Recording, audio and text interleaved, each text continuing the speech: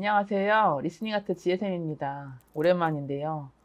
오늘은 글쎄요. 어떻게 들리실지 모르겠는데요. 이혼 과정에서 아이들은 상처를 받아요. 그래서 그 이혼 과정에서 아이에게 상처를 남기지 않는 법에 대해서 간단하게 좀 말씀드리고 싶어요. 참고 도서는 마크 골스톤 박사의 토킹 투 크레이지에 나온 내용이고요. 그 예시로 나온 표도 있으니까 나중에 한번 제시해 드려 볼게요. 이혼은 두 부부의 가장 밑바닥까지 다 들춰내고 칼로 찌르고 자르고 하는 과정이죠. 소리를 지르고 온갖 상처 주는 말을 하는 것이 다반사예요. 보통은 법원에서 뭐 조정 과정 아니면은 변호사를 만났을 때 경우에 따라서는 정신과 외래에 오셔갖고 이렇게 싸우는 모습들을 많이 보여주시는데요. 자녀가 없는 상태에서 두 분만 있을 때 싸우고 이렇게 피투하는 그런 싸움이 벌어지는 거는 차라리 나아요. 자녀가 없는 상태에서 벌어지면 다행인데, 문제는 일상에서 그 가정 내에서 집에서 수시로 좀 서로 부딪히고 뭐 그런 티격태격 싸움이 일어난다는 거죠.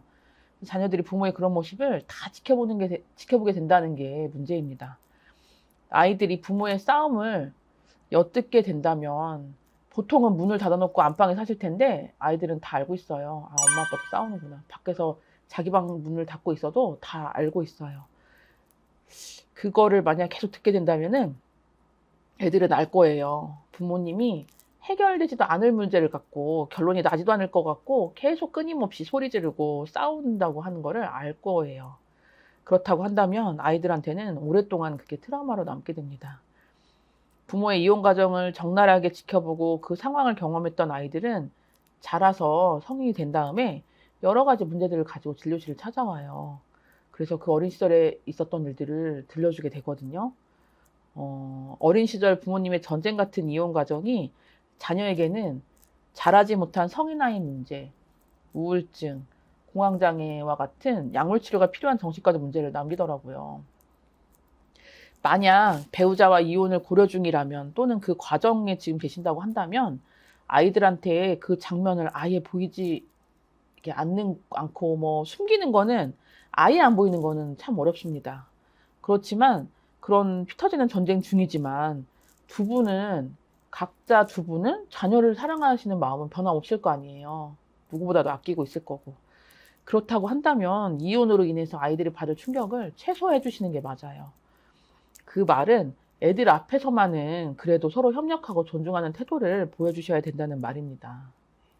싸우는 이유는 서로에 대한 불만이겠지만 현재의 불만에 집중하기보다는 지금 그 시점에도 우리 아이들은 자라고 성장하고 학교 다니고 배울 것들을 배우고 하고 있잖아요.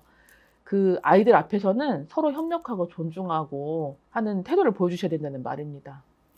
두 종류의 자녀에 대해서 말씀을 좀 드려볼게요. 비즈니스 코치로도 활동하고 있는 정신과에서 마크 골스톤이 제시한 표거든요. 자녀 AB가 있어요.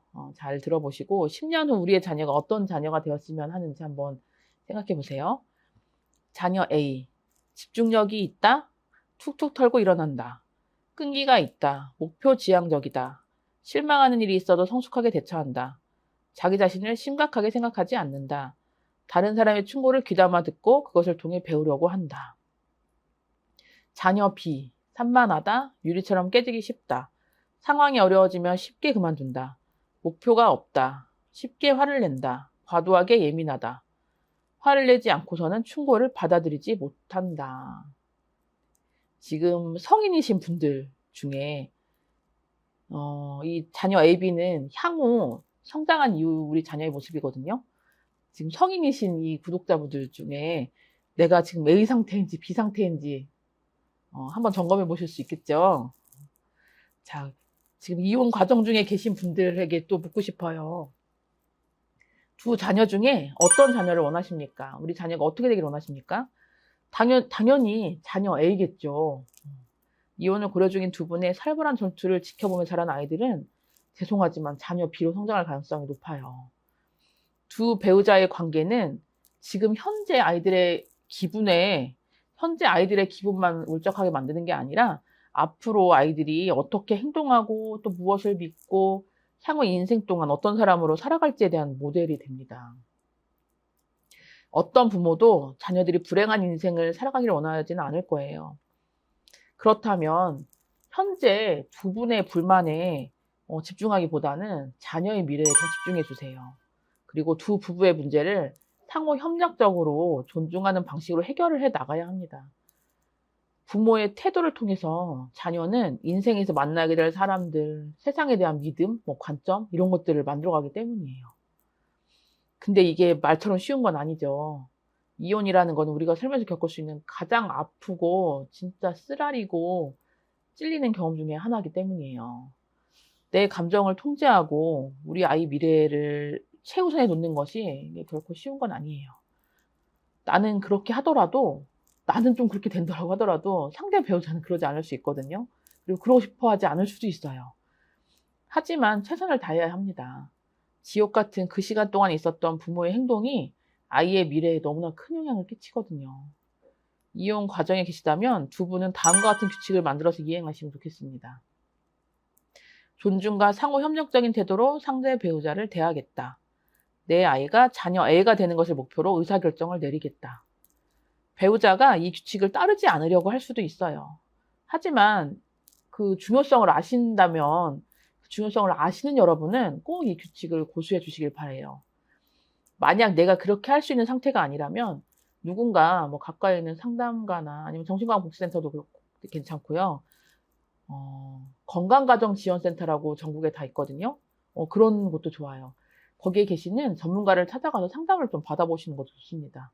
그리고 꼭 기억하셔야 되는 게 하나 더 있는데요. 어쩌면 이것도 되게 거의 맘먹게 중요한 문제이기도 해요. 여러분들이 자녀에게 최선을 다하고 있더라도 아이들이 그것을 알아주고 인정해주고 하는 거를 바라지 않도록 해야 돼요. 아무래도 내가 힘든 과정에서 자녀들을 위하고 있는 거를 얘들이 알아주고 엄마 뜻 생각해갖고 더 열심히 좀 지내주고 학교 생활 잘해주고 꿋꿋하게 있어주고 이거를 바랄 수밖에 없거든요. 근데 아이들한테 그런 거를 바라실 수는 없어요.